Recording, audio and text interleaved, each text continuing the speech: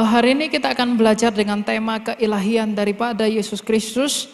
Maka ketika kita berbicara tentang keilahian dari Yesus Kristus, maka kita sedang mengatakan dan mempelajari apa yang dikatakan oleh Rasul Paulus dalam suratnya kepada jemaat di Efesus, bahwa kita sedang berusaha untuk memahami rahasia dan misteri Allah yang ada di dalam Allah itu.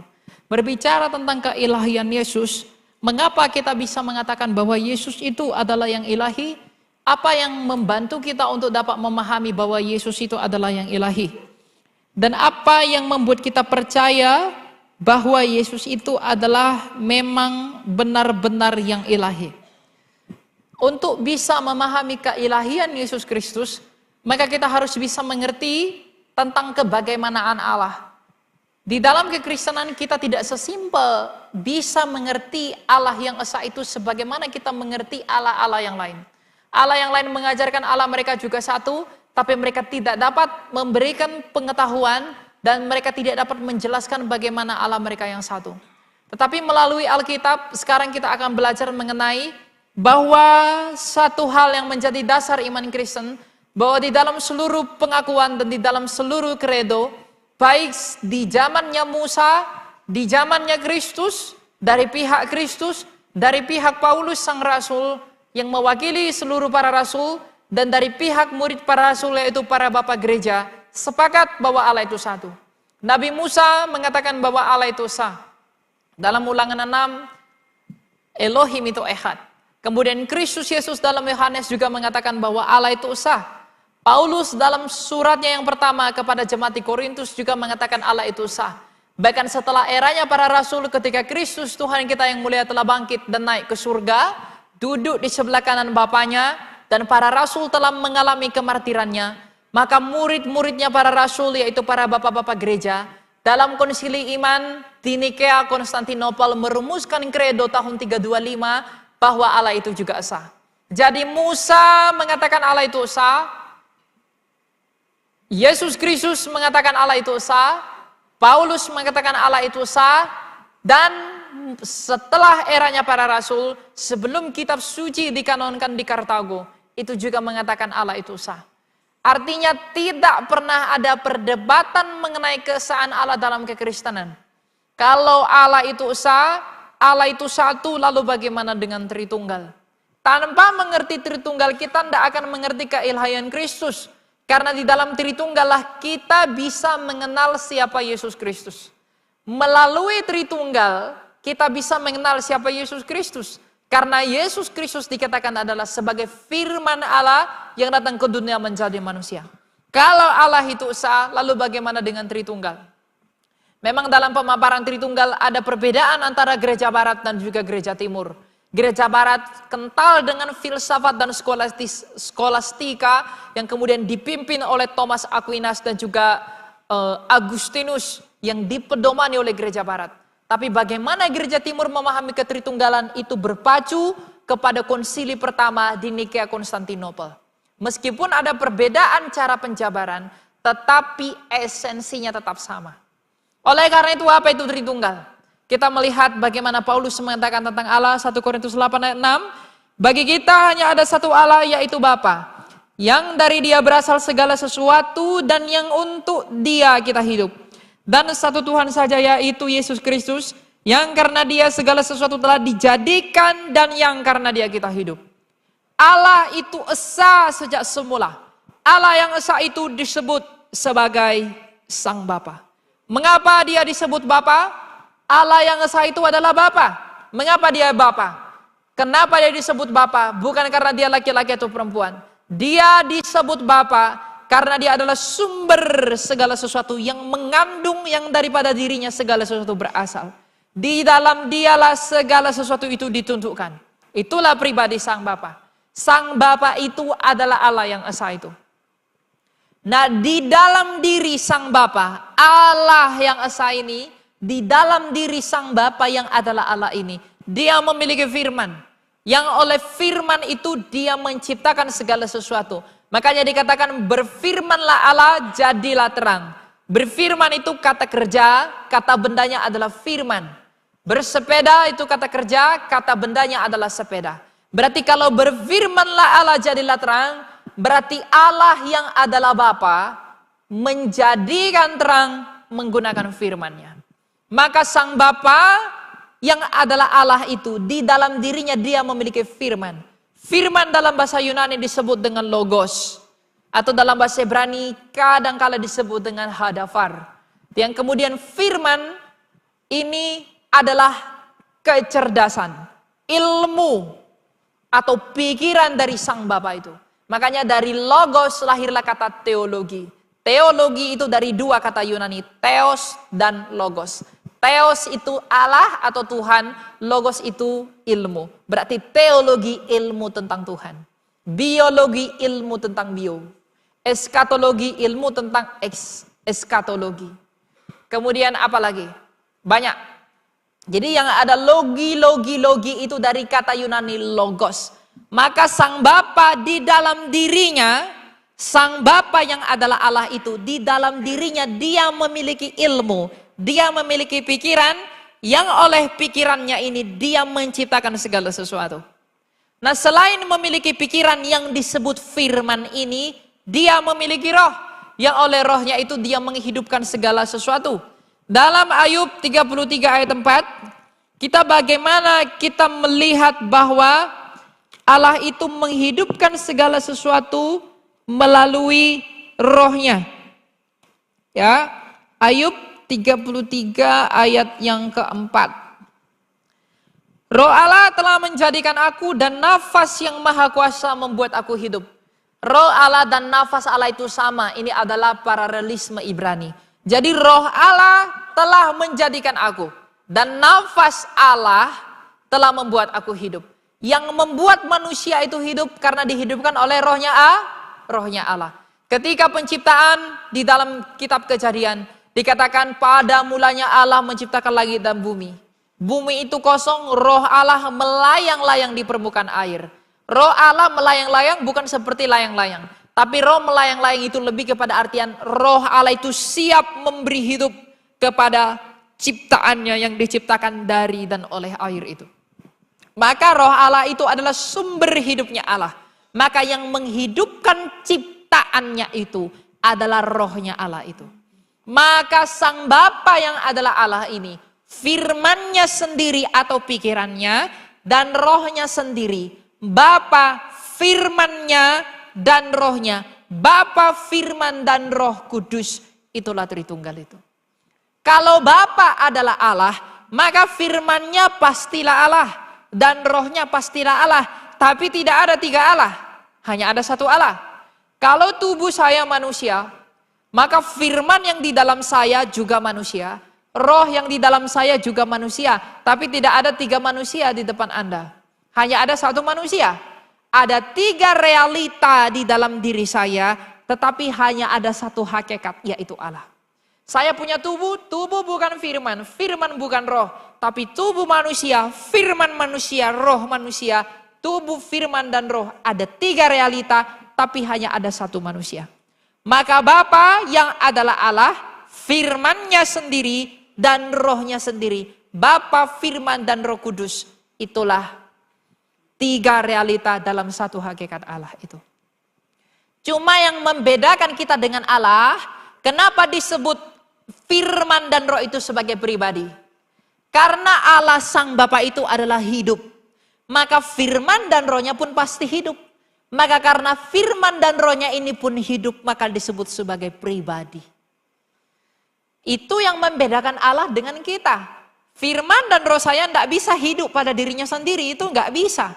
Tapi Bapa, firman-Nya dan rohnya itu memiliki hidupnya. Sehingga karena Allah itu hidup, karena Bapa itu hidup, maka firman-Nya Bapa dan rohnya Bapa pastilah hidup. Maka karena firman-Nya Bapa dan rohnya Bapa itu hidup, maka disebut sebagai pribadi. Itulah Allah Tritunggal. Jadi Bapa, firman-Nya dan rohnya, itulah Tritunggal itu. Nah, kenapa firman ini kemudian disebut anak? Karena ketika Yesus berkata, aku datang dan keluar dari Bapa. Artinya ketika dia di dalam Bapa, ketika dia keluar dari Bapa, dia seolah-olah diperanakkan, maka dia disebut anak Allah. Karena dia datang dan keluar dari Allah. Anak Allah itu bukan berarti Allah beranak. Anak tangga bukan berarti tangga itu beranak. Tetapi Yesus disebut sebagai anak Allah karena dia mengatakan bahwa aku datang dan keluar dari Allah. Aku datang dan keluar dari Bapa. Bapa yang adalah Allah itu, yang memiliki firman dan roh itu, di dalam dirinya sebagai hakikatnya Allah yang esa, kemudian firman-Nya keluar dari dirinya untuk menyatakan siapa Bapa itu. Kamu tidak mungkin kenal siapa saya kalau saya hanya diam. Kalau saya nggak ngomong, Anda tidak tahu saya siapa. Anda tidak tahu saya Elia, Anda tidak tahu saya siapa. Kamu mengenal saya, itu melalui firman saya yang menjadi suara di telinga kamu. Suara saya, kamu terima dalam bentuk suara. Firman saya menjadi suara di telinga kamu, sehingga kamu kenal siapa saya. Sehingga kalau saya katakan kepada kamu, kamu mau ikut saya makan, yang kamu dengar tuh suara saya kan. Lalu kalau kamu tolak, berarti kalau kamu menolak suara saya, kamu sedang tolak saya, tidak? Karena suara saya yang adalah firman saya itu adalah saya. Firman saya menjadi suara di telinga kamu, agar kamu kenal saya, maka agar manusia mengenal Allah Sang Bapa, firman Allah datang menjadi manusia. Nah, ketika firman Allah menjadi manusia, firman itu telah menjadi manusia dan diam tinggal di antara kita. Siapa itu? Itulah Yesus Kristus. Jadi Yesus itu bukan Allah Bapa. Yesus itu juga bukan Roh Kudus. Yesus adalah firman Allah yang diam di dalam Allah, yang keluar dari Allah Sang Bapa menjadi manusia untuk menyatakan karya Allah itu. Jadi Yesus adalah firman yang keluar daripada Bapa untuk menyatakan kerajaan Bapa. Makanya dalam Yohanes 14 Yesus berkata, akulah jalan dan kebenaran dan hidup. Tak seorang pun yang dapat datang kepada Bapa kalau tidak melalui aku. Karena kamu gak mungkin mengenal siapa Bapa itu tanpa aku. Karena Bapa yang tidak kelihatan, Bapa yang tidak terhampiri itu hanya bisa kamu lihat di dalam aku. Bapa yang tidak pernah kamu dengar, Bapa yang gak pernah kamu lihat itu hanya bisa kamu kenal di dalam aku yang adalah firman-Nya yang menjadi manusia. Makanya dikatakan firman pada mulanya adalah firman. Firman itu bersama-sama dengan Allah. Firman itu adalah tidak ada satupun yang telah jadi tanpa firman. Yohanes 1 ayatnya yang ke-3 dan ke-4. Segala sesuatu dijadikan melalui firman. Dan tanpa firman tidak ada suatu pun yang telah jadi dari segala yang telah dijadikan. Jadi tanpa firman Allah itu tidak ada yang bisa jadi. Makanya kalau orang mengatakan Tuhanmu ada 3, Kristen menyembah 3 Allah, tidak. Justru Allah itu harus Tritunggal. Kalau Allah itu tidak Tritunggal, itu bukan Allah. Kalau Allah hanya 1, botol minum ini pun 1, apakah dia Allah? Tidak. Mengapa dia disebut Allah? Allah yang 1 itu disebut Allah karena apa? Karena dia hidup dan dia mampu mencipta. Maka Sang Bapa itu adalah Allah yang hidup oleh rohnya. Dan Allah yang bisa mencipta oleh firman-Nya. Maka Allah Sang Bapa, firman-Nya dan rohnya adalah Allah yang hidup, bukan Allah yang mati.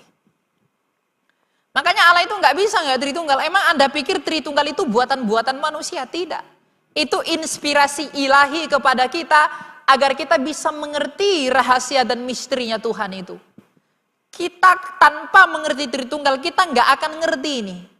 Yesus ngomong, Bapakku, Bapamu, aku kembali kepada Bapakku. Kalau kita nggak mengerti apa yang dimaksud oleh Kristus, siapa yang disebut sebagai Bapa, dia sebagai apa, ini bakal rusak. Oleh karena itu sebelum belajar Alkitab, yang paling penting adalah kita mengenal Tritunggal itu. Bahwa Allah Sang Bapa, firman-Nya yaitu Yesus Kristus, dan rohnya yaitu Roh Kudus adalah Allah yang esa itu. Allah yang esa yang tak dapat dipisahkan tapi bisa dibedakan. Sama seperti saya, tubuh firman roh saya itu nggak bisa kamu pisahkan. Tapi bisa kamu bedakan. Kalau salah satunya kamu pisahkan, maka saya tidak lagi manusia. Kalau roh saya kamu pisahkan, saya mayat. Kalau tubuh saya kamu pisahkan, saya Casper. Kalau jiwa saya kamu pisahkan, saya orang gila. Tetapi 3 realita dalam saya, tubuh, firman, roh saya, tidak bisa kamu pisah. Harus satu di dalam hakikat saya sebagai manusia. Maka Bapa, firman-Nya yaitu Yesus, dan rohnya Roh Kudus. Itu tidak bisa dipisahkan. Bisa dibedakan, tapi tidak dapat dipisahkan. Jadi apakah dengan demikian kita sembah 3 Tuhan? Tidak. Apakah kita memiliki 3 Allah? Tidak. Orang yang ngomong kita punya 3 Allah adalah orang yang tidak mengerti penjelasan tentang ketritunggalan Allah. Mereka terburu-buru menuduh tanpa mengerti. Lalu ada orang dengan dijelaskan seperti ini, mereka bilang bahwa Allahmu tidak masuk akal. Ya tidak masuk di akalmu, bukan tidak masuk di akal kami. Karena memang Allah itu tidak masuk akal. Mungkin masuk akal enggak? Allah yang di atas akal bisa dipahami oleh akal manusia. Masuk akal enggak? Nah, orang lain bilang, Tuhanmu enggak masuk akal. Lebih masuk akal mana? Kamu, pikiran kita yang cuma sedikit ini, masuk akal enggak pikiran kita yang sedikit ini bisa memahami dia yang di luar akal? Enggak. Berarti yang tidak masuk akal kita atau dia? Dia kan?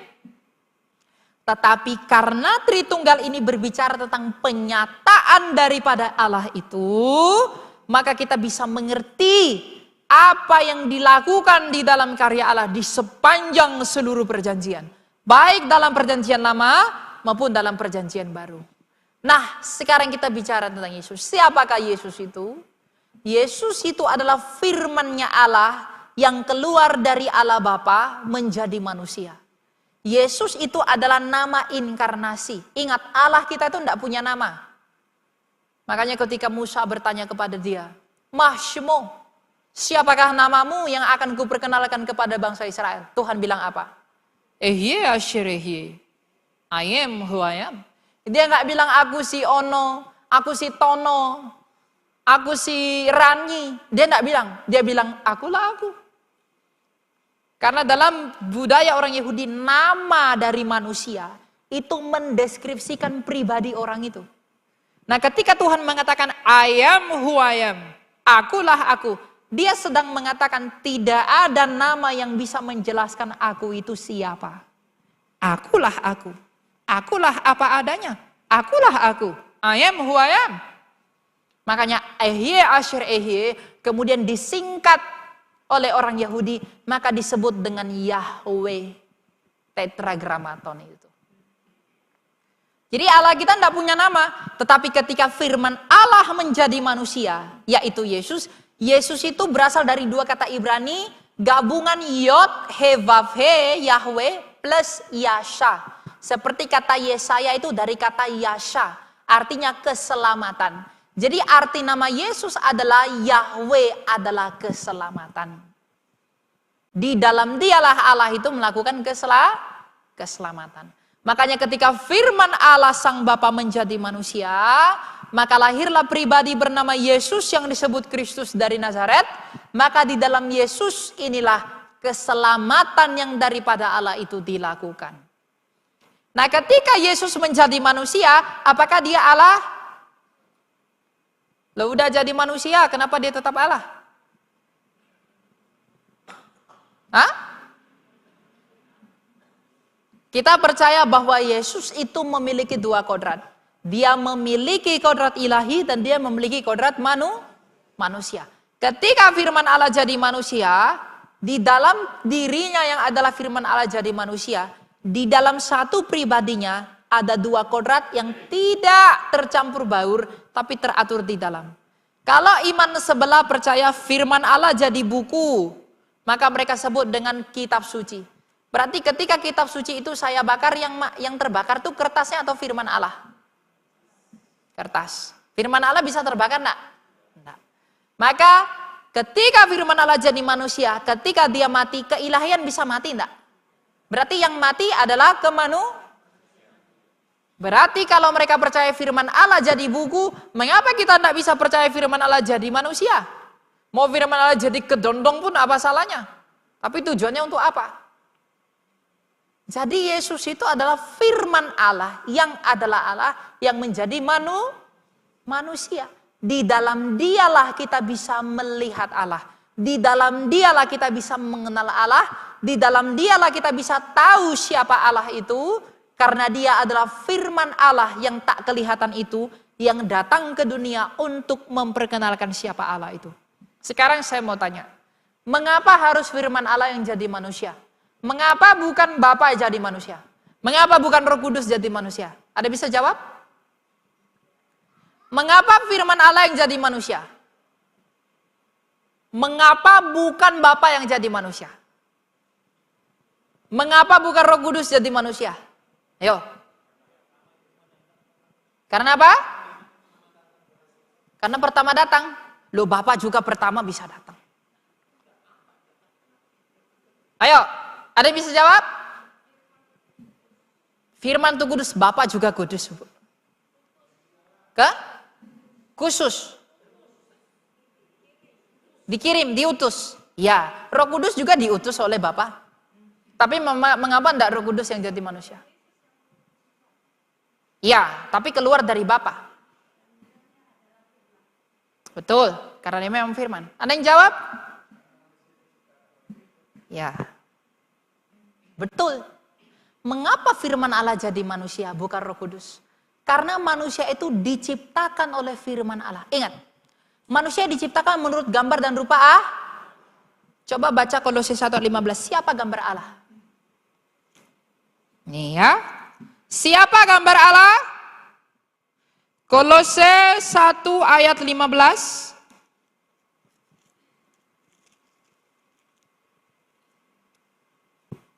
Dialah gambar Allah yang tidak kelihatan, yang sulung, lebih utama dari segala yang diciptakan, karena di dalam dialah telah diciptakan segala sesuatu yang ada di surga dan yang ada di bumi, yang kelihatan dan yang tidak kelihatan, baik singgasana maupun kerajaan, baik pemerintah maupun penguasa, segala sesuatu diciptakan melalui dia dan untuk dia. Berarti manusia ini diciptakan oleh Allah Bapa melalui berarti kita ini diciptakan oleh firman Allah, bukan? Ketika kita ini diciptakan oleh firman Allah menurut gambar dan rupa Allah, dan gambar Allah itu adalah firman Allah, maka ketika manusia yang diciptakan oleh firman Allah ini rusak oleh dosa, maka firman Allah itu sendiri yang datang memulihkannya. Seperti stempel, saya punya stempel di sini. Ini stempel, lalu saya stempel ke buku ini. Tap. Berarti bentuk stempel di sini itu mengikuti polanya ini kan. Nah, ketika saya stempel tap, berarti yang terbentuk di sini itu mengikuti polanya ini. Tapi ketika stempel yang di sini mulai rusak, maka saya perlu menempelkan capnya kembali ke tempelan itu agar dia jadi baru. Maka ketika kita diciptakan menurut firman Allah, menurut polanya firman Allah, maka ketika kita rusak karena dosa, maka firman Allah itu sendiri menempel kepada manusia agar kita menjadi ciptaan baru. Makanya dikatakan di dalam Yesus kita menjadi ciptaan yang baru. Makanya dikatakan kalau kamu tidak dilahirkan kembali, kamu tidak bisa masuk dalam kerajaan Allah. Karena di dalam Yesus Kristus yang adalah firman Allah itu, yang di dalam dia kita diciptakan, kita menjadi lahir kembali. Karena kita diciptakan oleh firman Allah, menurut firman Allah, maka ketika kita rusak, kita harus lahir kembali dari firman Allah itu. Melalui apa kita lahir kembali? Baptisan. Jadi ketika kita dibaptiskan, kita menjadi terlahir kembali dari firman Allah itu sendiri. Makanya orang Kristen wajib baptis. Kalau punya kesempatan dibaptis. Itulah alasan mengapa firman Allah yang menjadi manusia. Mengapa bukan Roh Kudus jadi manusia, mengapa bukan Bapa jadi manusia. Karena kita diciptakan oleh firman Allah dan dihidupkan oleh rohnya Allah. Maka ketika kita jadi baru diciptakan oleh firman Allah itu, maka selanjutnya Yesus melakukan apa? Dia mengutus roh penghibur, roh penolong, yaitu rohku. Ketika kita telah dilahirkan kembali, maka kita diberi hidup yang baru di dalam Roh Kudus yang dari Bapaknya. Makanya orang yang tak percaya Yesus tidak mungkin ditinggali Roh Kudus, karena dia tidak dilahirkan kembali. Orang di luar Yesus mungkin bisa dihinggapi Roh Kudus, tetapi Roh Kudus itu tidak akan tinggal di dalam dia. Nah, orang percaya yang telah percaya kepada Tuhan melalui baptisan, Roh Kudus itu bukan hanya hinggap di sini, tapi dia tinggal di dalam. Makanya Tuhan Yesus bilang, aku mau tinggal dan diam di dalam kamu. Mana ada Allah yang seperti itu? Allah lain cuma ajarkan surga, kasih surga. Tapi tidak ada Allah yang pernah mengatakan selain Yesus yang mengatakan, aku mau tinggal dan diam di dalam kamu. Ada enggak Allah begitu? Tidak ada. Artinya kalau Tuhan bilang begitu sama kita, bukankah kita ini begitu berharga di pemandangan matanya? Iya kan? Dia enggak cuma kasih surga Bapak Ibu. Apa sulitnya dia membentangkan surga kasih kepada kita? Dia ciptakan semua emas, berlian, permata. Makanya saya dengar orang cerita. Di agama saya dikasih berlian, saya dikasih permata. Saya diberikan banyak sekali emas ketika saya masuk surga. Dia pikir itu udah bagus sekali. Tidak. Tapi Allah dalam Kristus mengatakan, aku mau diam dan tinggal di dalam engkau.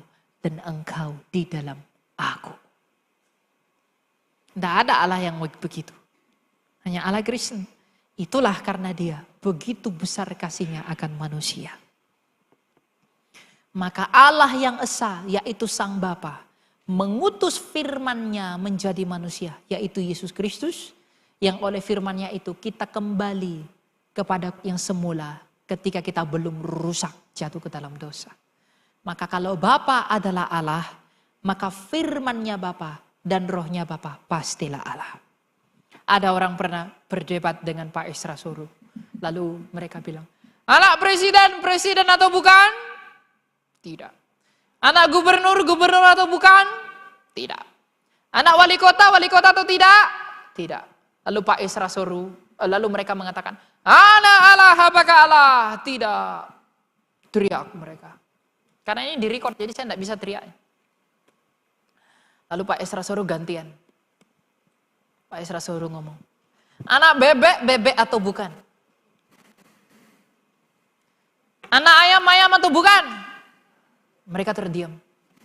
Anak Allah atau bukan? Allah. Maka ketika Yesus mengatakan dirinya anak Allah, dia sedang menyamakan dirinya dengan Bapanya yang adalah Allah. Makanya Yesus itu dikejar-kejar oleh orang Farisi karena apa? Karena dia mengatakan dirinya adalah anak Allah. Kalau dia nggak mengatakan dirinya anak Allah, yang dengan demikian ia menyamakan dirinya dengan Allah Bapa, artinya dia nggak akan disalib. Karena yang membuat dia tersalib itu adalah karena dia mengakui dia adalah anak Allah. Dan orang-orang benci kepada pengakuan dia itu. Makanya ketika Tuhan Yesus mengatakan, bisa enggak kamu bisa buktikan aku berdosa? Tidak ada yang bisa buktikan dia berdosa. Bahkan Pontius Pilatus mengatakan, aku tak menemukan kesalahan apapun pada orang ini. Dua pihak, orang Yahudi, orang non-Yahudi tak dapat membuktikan Yesus Kristus itu berdosa. Dan bukti yang paling konkret bahwa dia memang tidak berdosa adalah dia bangkit dari mati. Semua orang berdosa semua mati. Tidak ada yang bangkit. Bahkan siapa yang dibangkitkan Tuhan Yesus? Lazarus, dia mati lagi enggak? Mati kan? 40 tahun setelah dia dibangkitkan Tuhan Yesus, mati lagi. Nah, Tuhan Yesus berkata, lihatlah aku telah mati, namun aku hidup kembali untuk selama-lamanya dan tidak mati lagi. Ini mengapa kita percaya kepada Yesus. Jadi jangan pernah tersandung karena iman, karena Tritunggal. Orang tuh ngejek-ngejek Tritunggal tuh karena nggak ngerti Tritunggal. Dia pikir Tritunggal itu ciptaan Bapak Gereja, itu buat-buatan. Di Alkitab enggak ada kata Tritunggal. Coba di Alkitab mana dikatakan kamu pakai HP? Kenapa kamu pakai HP? Di Alkitab dikatakan di mana kamu pakai kamera? Kenapa kamu pakai kamera? Ayo. Tidak ada istilah Tritunggal dalam Alkitab. Istilah Tritunggal tidak ada, tapi nafas Tritunggal itu ada. Bahkan di dalam kitab Kejadian 1 ayat 1 2 dan 3. Pada mulanya Allah menciptakan langit dan bumi. Ada Allah di sana. Allah tadi kata Paulus itu siapa? Sang Bapa. Ayat 2. Bumi belum berbentuk dan kosong. Gelap gulita samudra semesta. Dan roh Allah melayang-layang di atas permukaan air. Ada roh Allah. Ayat 3. Berfirmanlah Allah, jadilah terang. Berarti ada firman ada Allah, roh Allah, firman Allah. Bapa, firman, dan rohnya. Itu Tritunggal. Jadi kalau bilang Tritunggal itu tidak ada dalam Alkitab, itu orang tidak belajar. Tidak ngerti. Sampai di sini Anda mengerti tentang Tritunggal? Paham? Hanya kau yang Tuhan yang tahu. Benar-benar paham atau pura-pura paham? Saya tidak tahu. Tapi saya harap Anda mengerti. Karena kalau tidak mengerti Tritunggal, kita akan kebingungan baca Alkitab ini. Kita nggak akan tahu cara bacanya bagaimana. Yesus berkata, ya Bapa, bukan kehendakku tapi kehendakmu. Kalau Yesus itu adalah Bapa itu sendiri, dia kemudian Roh Kudus. Ada pemahaman sesat, namanya modalisme yang dikutuk oleh gereja. Dan Sabellianisme dari bidat Sabellius. Dia mengatakan, Bapa itulah Roh Kudus, Bapa itulah Yesus, Bapa itulah ya Bapa. Yesus adalah Bapa, Yesus adalah Roh Kudus. Maka ketika Yesus berdoa, ya Bapa, dia sedang berdoa ke dirinya sendiri. Jadi ketika dia di surga, dia Bapa, datang ke bumi jadi manusia. Ketika naik ke surga, melebur jadi Roh Kudus. Itu paham yang sesat. Karena kalau dia melebur-melebur, kenapa bisa Bapa dan Yesus berbicara? Inilah anak yang kukasihi, kepadanya lah aku berkenan. Nah, kalau dia melebur-melebur emang bisa. Tidak kan? Ada banyak pemahaman Tritunggal yang salah. Tetapi kita puji Tuhan ditolong oleh Roh Kudus. Melalui gerejanya, melalui kitab suci yang paling penting. Kita diajarkan untuk dapat mengerti Tritunggal. Sehingga pada hari ini kita menerima warisan iman. Bahwa Allah kekristenan adalah Allah yang hidup. Yaitu Bapa yang menyelamatkan dunia melalui firman-Nya. Dan menghidupkannya kembali melalui Roh-Nya yang kudus. Jadi Bapa, firman-Nya yang adalah Yesus Kristus. Dan Roh-Nya yang adalah Roh Kudus. Itulah Allah Tritunggal itu. Dengan demikian kita bebas dari tuduhan. Kita punya 3 Allah. Kita punya banyak Allah. Kita dikatakan politeisme. Tidak. Kita tidak pernah menyembah 3 Allah. Kita hanya menyembah 1 Allah. Tapi Allah yang hidup. Yaitu Allah Bapa yang mencipta oleh firman-Nya dan menghidupkan oleh Roh-Nya yang kudus. Sehingga dengan demikian Bapa firman-Nya yaitu Yesus Kristus dan Roh-Nya yaitu Roh Kudus, itulah Tritunggal. Maka kalau Bapa adalah Allah dan yang ilahi, maka firman-Nya yaitu Yesus Kristus pastilah Allah dan yang ilahi, dan Roh-Nya yang adalah Roh Kudus pastilah Allah dan yang ilahi. Sama seperti saya, kalau tubuh saya adalah manusia dan yang fana, kalau tubuh saya adalah manusia yang bisa sakit, maka jiwa saya pun bisa sakit. Dan roh saya dan pikiran saya pun bisa sakit. Kalau tubuh saya manusia, firman saya manusia, roh saya juga pasti manusia. Tidak mungkin tubuh saya manusia, di dalam diri saya ada biawak, tidak mungkin. Tubuh saya manusia, di dalam saya ada roh ular, itu tidak mungkin. Tubuh saya manusia, maka pikiran saya pun pikiran manusia, firman manusia. Dan roh saya juga adalah roh manusia. Tapi tidak ada 3 manusianya, ada 1 Makanya disebutkan dalam pengakuan sebelum kepada pengertian pribadi. Seperti yang dikatakan oleh Tertullianus. Lebih tepat digunakan 3 hipostasis, 1 ousia. 3 realita konkret di dalam 1 hakikat. Bapa, firman-Nya dan rohnya ada 3 realita. Tapi hanya ada 1 hakikat ilahi. Dengan demikian, kita hanya menyembah 1 Allah. Tidak menyembah 3 Allah. Demikian sejauh ini teman-teman. Kalau nanti ada yang mau ditanyakan silakan saya kembalikan. Thank you.